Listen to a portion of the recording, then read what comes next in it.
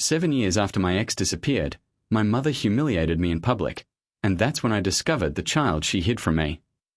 I came back to town after 7 years away. I told myself it was just a visit. Short. Clean. No feelings attached. I had built a life far from this place, far from the memories that still woke me at night. But my mother's voice on the phone was firm, almost sweet. "Family brunch," she said. "Everyone will be there. It's time." I knew what time meant to her. Time to remind me who I used to be. Time to show me I never really escaped. The town looked smaller when I drove in. The road felt narrower, the buildings older.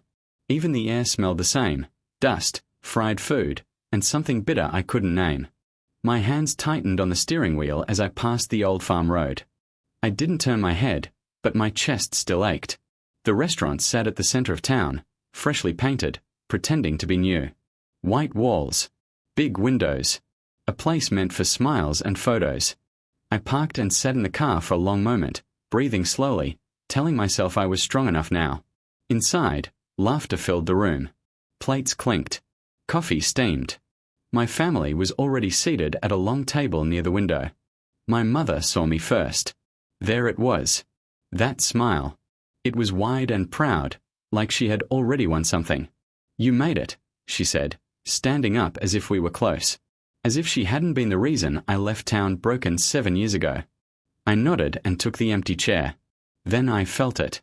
That strange pull in my chest. That sudden silence in my head. I looked up. She was sitting across from me. My ex. For a second, the room faded. The noise softened, like I was underwater. She looked older, but not tired. Calm. Controlled. Her hair was tied back the way she used to do when she didn't want it in her face. The same eyes. The same mouth I once trusted with all my secrets. She didn't smile. She didn't look shocked. She just looked at me like she had been waiting. 7 years ago, she left without warning. No fight. No real goodbye. I came home from the fields and found the house empty. Her clothes gone. Her boots missing. Just a short note on the table. "I can't live this life anymore." That was it. I asked everyone where she went. No one answered. I called her phone until it stopped ringing. I wrote messages I never sent. Then the rumors started. That I wasn't enough. That I was holding her back. That she deserved better than dirt and animals and dreams that never left this town. My mother believed those rumors. Maybe she helped make them. Now, here she was, sitting across from me like the past didn't exist. "Everyone, let's eat," my mother said loudly, breaking the moment. No need to make this awkward. Awkward. That was her favorite word for pain she caused. Plates were passed around. Forks moved. Someone asked me about work. I answered politely. My voice sounded strange to my own ears. Distant. Like it belonged to someone else. I felt her eyes on me when I wasn't looking. I didn't return the favor. I kept my gaze on my plate, on the steam rising from the food, on anything but her face. Then my mother lifted her coffee cup. She held it in the air for a moment, smiling, eyes sharp. She leaned slightly toward me and said, softly but clear enough for everyone to hear, "Watch this." Before I could react, she tipped the cup. Hot coffee poured down my shirt, soaking into the fabric, burning my skin. The shock froze me. My breath caught in my throat. Gasps filled the room. Someone stood up. Someone else laughed nervously. I didn't move. My mother set the cup down calmly. "That's how we treat trash," she said, loud and proud. The word hit harder than the heat. Trash. I looked up then. Straight at my ex. She didn't shout. She didn't stop her. She looked down at the table, hands folded tightly, jaw clenched. Her silence was louder than the room. Something broke inside me. Not all at once. Slowly. Like a crack spreading through glass. I stood up without a word and walked toward the bathroom. My shirt clung to my skin. The burn throbbed, but the real pain was deeper. I stared at myself in the mirror, water running over the stain, over my shaking hands. 7 years ago, I thought leaving town was the worst thing that happened to me. Standing there, wet and humiliated, I realized something else. This brunch wasn't about family. It was about control. And my ex being there wasn't random. When I stepped back into the dining room, my mother was already laughing again, acting like nothing had happened. My ex was no longer at the table.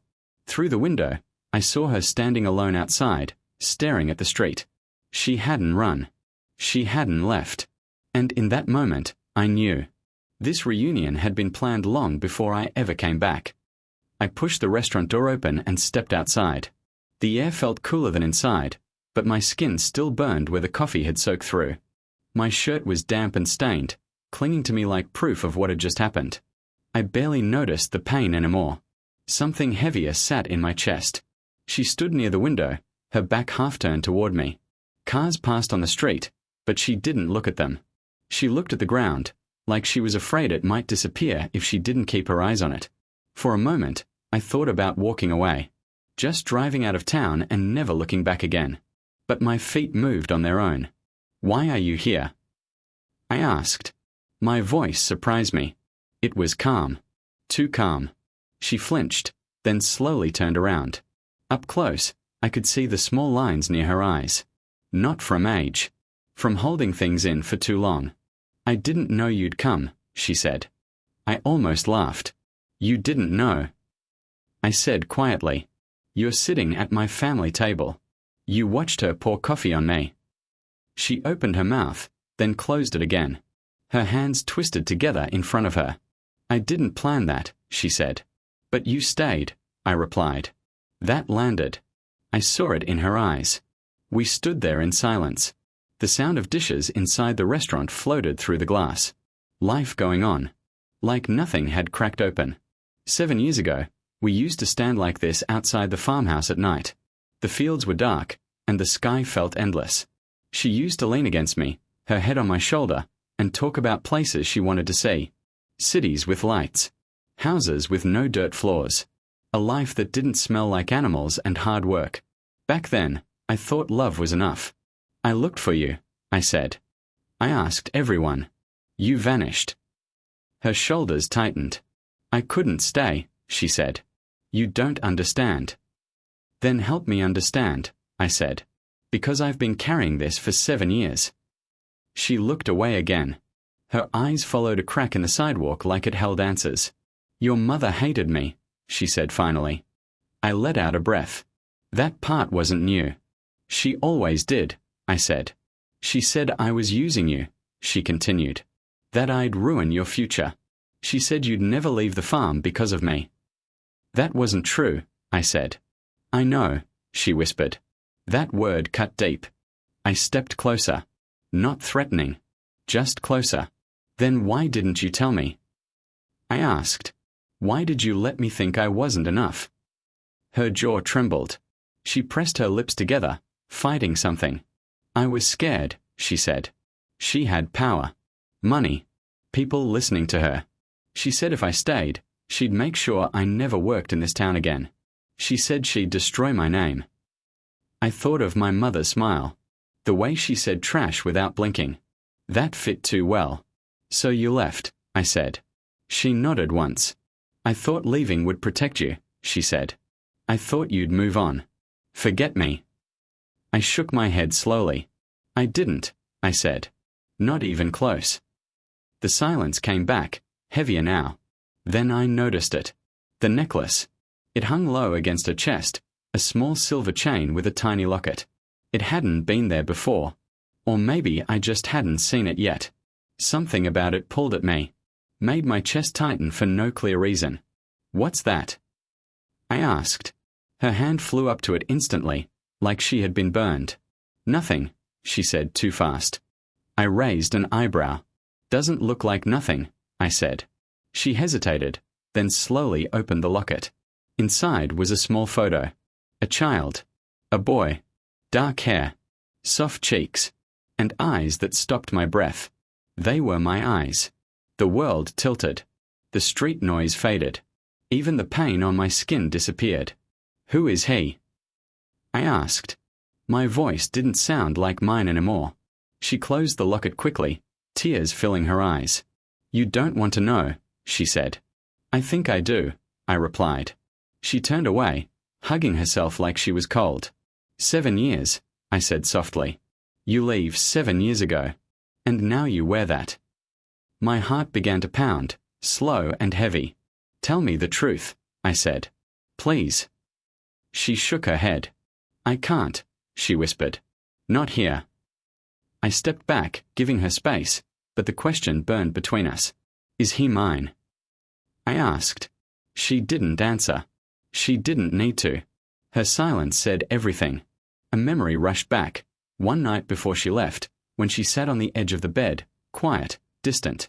I asked her what was wrong. She said she was just tired. I believed her. I always believed her. I swallowed hard. You let me believe I was nothing, I said. You let them treat me like trash. Tears slipped down her face now. I didn't think I had a choice, she said. I looked back at the restaurant window. My mother's reflection moved inside, laughing, alive, untouched. Something felt wrong. Too planned. Too clean. She wanted this, I said slowly. This meeting. My ex nodded. Barely. She said it was time, she whispered. That you'd finally understand. A chill ran through me. Understand what? I didn't say it out loud, but the question burned. Whatever the truth was, it wasn't finished with us yet. We stayed outside longer than either of us planned. The street felt too open, too exposed, but neither of us moved. My heart was beating so hard it felt like it might crack my ribs. I kept seeing the child's face in my mind. Those eyes. My eyes. Say it, I said quietly. If I hear it, at least it'll be real. She wiped her face with the back of her hand. Her voice shook when she spoke. I was pregnant, she said. When I left. I was already pregnant. The words hit me slow at first. Then all at once. The coffee burn meant nothing now. The years meant everything. I didn't know, I said, almost to myself. You never told me. I wanted to, she said quickly. I tried. But your mother found out before I could. I looked back through the window. My mother sat at the table, smiling, talking, alive like she had done nothing wrong. Her laughter floated faintly through the glass. She came to me alone, my ex continued. She said she'd ruin you if I stayed. That you'd give up everything for me and the baby. She said you'd hate me once life got hard. That's a lie, I said. I know, she said, crying now. But I was young. I was scared. And she didn't just threaten me, she showed me how. She told me how my mother met her boss. How she spread rumors before they even became lies. How she made it clear this town would close its doors to her forever. She offered me money, my ex said. Enough to leave. Enough to disappear. My hands curled into fists. And the baby? I asked. What about him? She took a deep breath. She said you'd never know, she whispered. She said it was the only way. The world felt wrong. Tilted. Like I was standing somewhere I didn't belong. Does he know about me? I asked. She nodded. I told him your name, she said. I told him you were kind. That you loved the land. That you would have loved him. My throat closed. How old is he? I asked. 7, she said. Just turned 7. 7 years. The same number that had followed me like a shadow. I stood there for a long time without speaking. I felt anger, grief, shame, too many things to sort through. But underneath it all, something else grew. Clear. Solid. Resolve. We are going back inside, I said. She looked at me in panic. No, please, she said. She'll destroy everything if you confront her. I shook my head slowly. She already tried, I said. Now it's my turn to speak. We walked back in together. The room quieted when people noticed us. My mother's smile flickered when she saw my face. She noticed something was different. She always did. I didn't sit down. Instead, I reached into my jacket and pulled out a thin folder. My hands were steady now. What's this? My mother asked lightly, like she was bored. I opened the folder and placed the papers on the table in front of her. Adoption papers. Legal. Final. Clear. I found these years ago, I said. Buried in old records. I didn't understand them then. Her face stiffened. But I do now, I continued. You paid to erase my child from my life. A sharp breath moved through the room. My mother laughed once. Short. Forced. You're being dramatic, she said. You had no child. I looked straight at her. He's 7, I said. And I'm taking him home. The smile dropped. People around the table shifted uncomfortably. No one spoke. No one defended her. You don't know what you're saying, she snapped. I do, I replied calmly. You called me trash. But trash doesn't raise kings. Her mouth opened. No sound came out. I turned to my ex. You're not alone anymore, I said. Neither is he. She covered her mouth, shaking, tears falling freely now. I didn't come back for revenge, I said, looking at everyone. But truth has a way of finding its place. My mother stood up so fast her chair scraped loudly against the floor. You'll regret this, she said. I met her eyes. No, I said softly.